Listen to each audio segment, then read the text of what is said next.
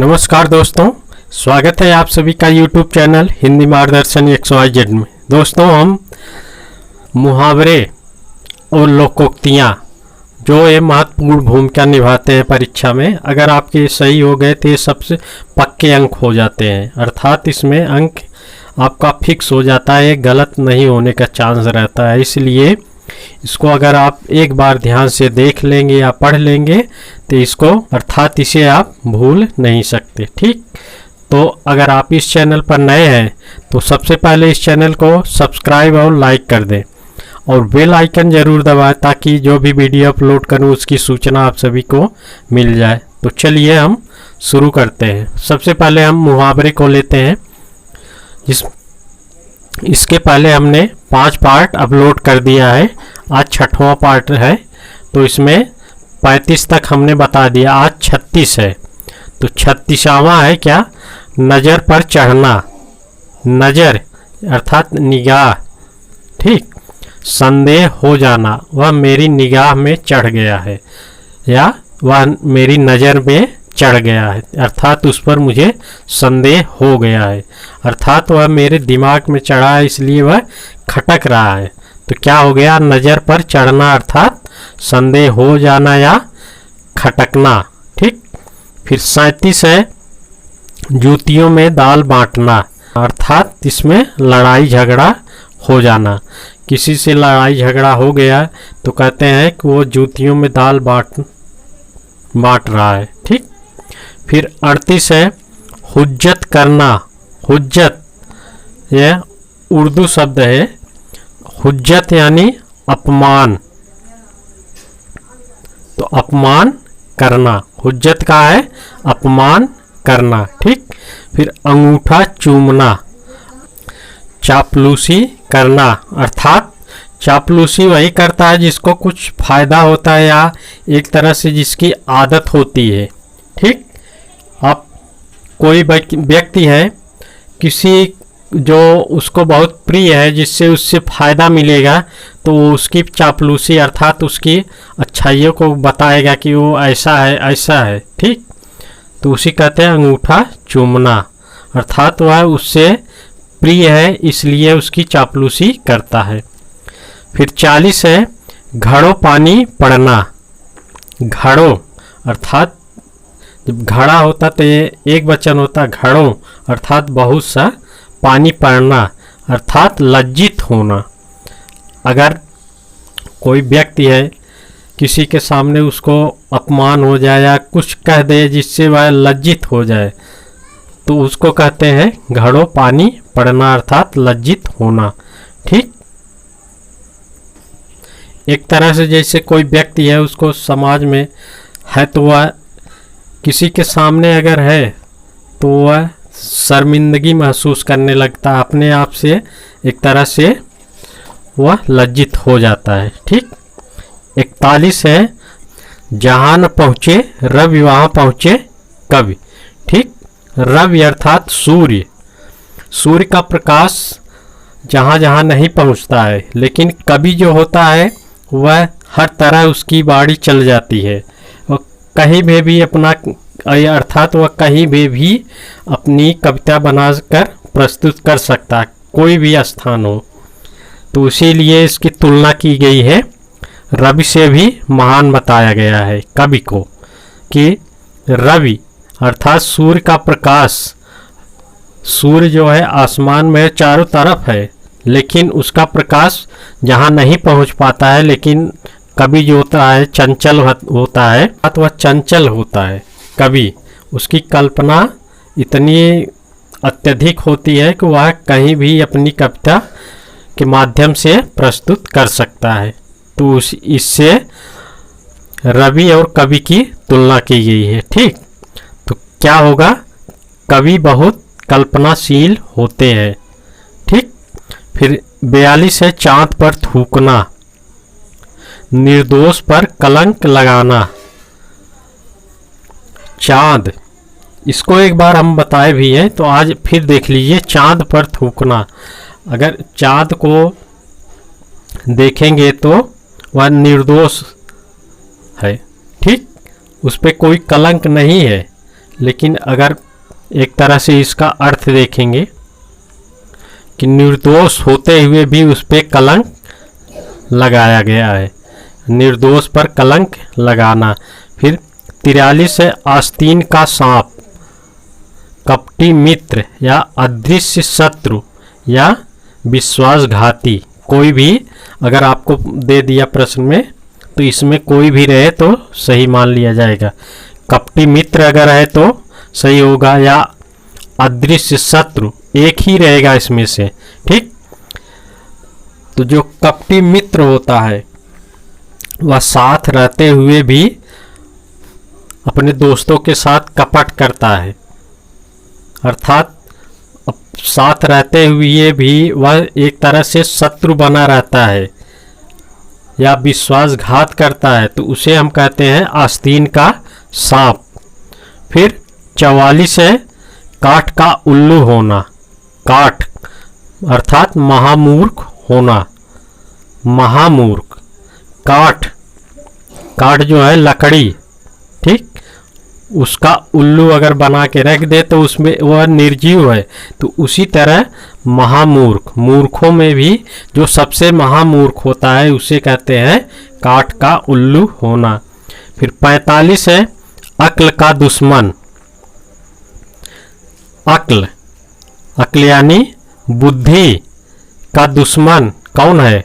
जो महामूर्ख होगा वही अक्ल का दुश्मन होगा। ठीक, अक्ल, अक्ल बुद्धि, इसको भी बताया, अक्ल मतलब बुद्धि का दुश्मन, तो वो कौन होगा? मूर्ख होना। ठीक, 10 मुहावरे देखें। अब हम लोकोक्तियाँ अर्थात कहावतें देखते हैं। कहावतें किसको कहते हैं? जो प्राचीन काल से जैसे हमारे दादा पुरखे लोग जो कहावतें कह चुके हैं, पूर्ण वाक्य में होता है कहावतें, इसको आप ध्यान दीजिएगा।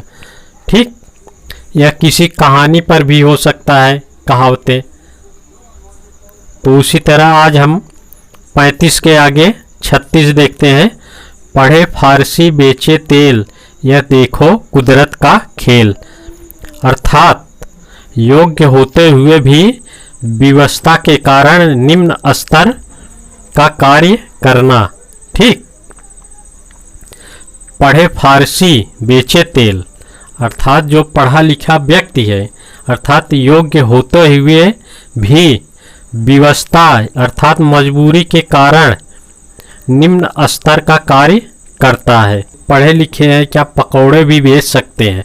ठीक, तो वही हो जाएगा कि योग्य होते हुए भी विवशता के कारण निम्न स्तर का कार्य करना। फिर 37 है, घर की मुर्गी दाल बराबर, घर की मुर्गी दाल बराबर। अब तो दाल महंगी हो गई है, ये पहले की जो कहावतें हैं वो चल रही है। पहले तो गांव में दाल वगैरह अरहर हो जाती थी तो उसका महत्व तो नहीं रहता था। ठीक, तो जो पहले से ही पास में हो पर उसकी कीमत न समझना। कोई भी वस्तु कितनी भी महंगी हो, अगर वह पास में है तो उसका महत्व तो नहीं समझा जाता है। ठीक, जैसे अगर घर का डॉक्टर है तो उसको उतना महत्व नहीं दिया जाता है। जैसे बाहर का कोई डॉक्टर है तो उसको कहेंगे अरे ये डॉक्टर बहुत बढ़िया है। ठीक, उसी तरह है घर की मुर्गी दाल बराबर। ठीक, फिर आगे दूध का दूध पानी का पानी, अर्थात उचित न्याय। उचित न्याय कौन करता है?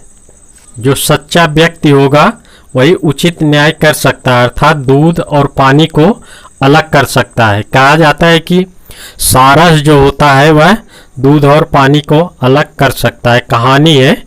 ठीक, तो उचित न्याय कौन कर सकता है? जो सच्चा व्यक्ति होगा। फिर आगे डाल डाल में पात पात, चालाकी का जवाब चालाकी से देना, जवाब है। ठीक, चालाकी का जवाब चालाकी से देना। कहते नहीं कि वह डाल डाल है तो मैं उसके आगे पात पात चल रहा हूँ। अर्थात वह जितनी चालाकी कर रहा है उससे ज़्यादा हम उसकी चालाकी का जवाब दे रहे हैं। फिर आगे है 40 है, काठ की हांडी एक बार ही चढ़ती है। काठ की हांडी, जिसे मिट्टी का बर्तन होता है उसे हम हांडी कहते थे, जिसमें पहले खाना वगैरह बनाया जाता था। काठ की हांडी अगर उसको हम एक बार आग पर रख देंगे तो वह जल जाएगी। ठीक, तो उसी प्रकार हम देखते हैं कि छल कपट, जो छली या कपटी व्यक्ति होता है से एक बार काम बनता है। कोई जो छली या कपटी व्यक्ति है वह अपना काम एक बार बना सकता है, बार बार वह उस छल कपट के द्वारा अपना काम सिद्ध नहीं कर सकता है। तो उसे कहते हैं काठ की हांडी एक बार ही चढ़ती है। अर्थात छल कपट से काम एक बार ही बनता है, बार बार नहीं बनता। फिर 41 है, गंगा गए गंगादास, जमुना गए जमुना दास।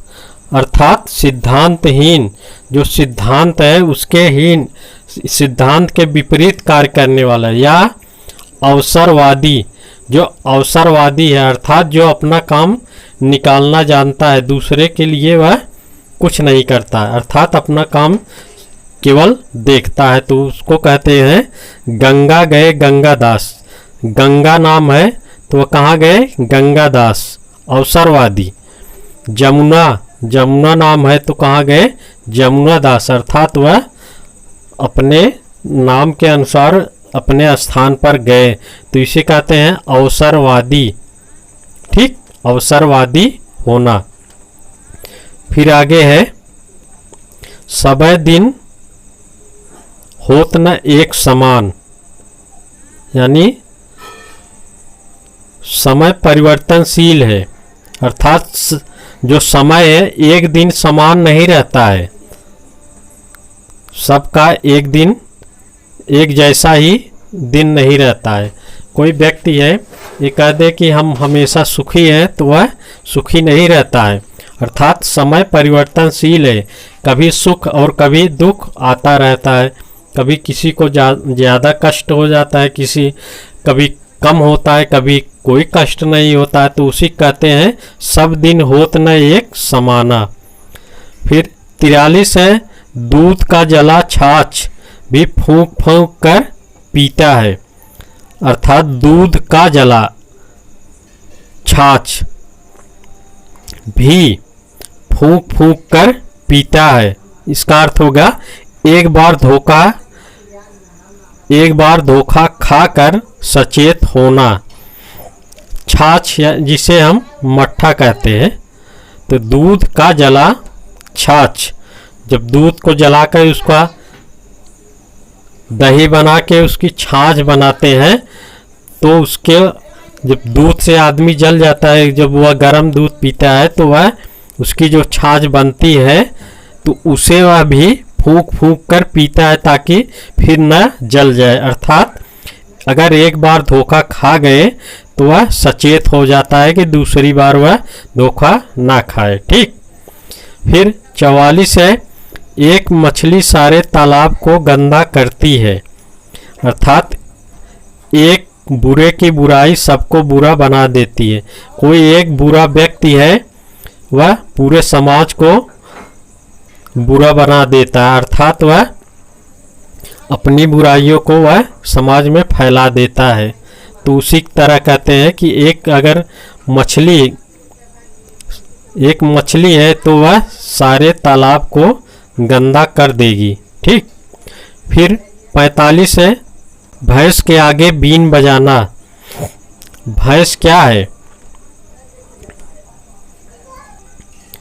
भैंस की तुलना किससे की जाती है? जिसके पास ज्ञान न हो, बुद्धि न हो, अच्छे बुरे का पता न चले, उसे क्या कहते हैं? भैंस। ठीक, तो उसी तरह भैंस के आगे जिसे कुछ पता ही नहीं है तो उसके आगे बीन बजाना, अर्थात लापरवाह को दुखड़ा सुनाना। कोई लापरवाह व्यक्ति है जिसे खुद उसके दुख का पता ही न चले तो उसके सामने अपने दुख को सुनाना बुरा है, अर्थात उसके सामने दुख सुनाना किसी प्रकार का लाभ नहीं है। ठीक, तो हमने अभी 10 मुहावरे और 10 लोकोक्तियां देखा है, नहीं 6वां पार्ट है। ठीक, तो अगर इसके पहले आप देखना चाहते हैं वीडियो इसके पहले का, तो आप प्लेलिस्ट में जाके वहाँ से सभी वीडियो देख सकते हैं। ठीक, तो इसी तरह हम और आगे अभी अपलोड करेंगे।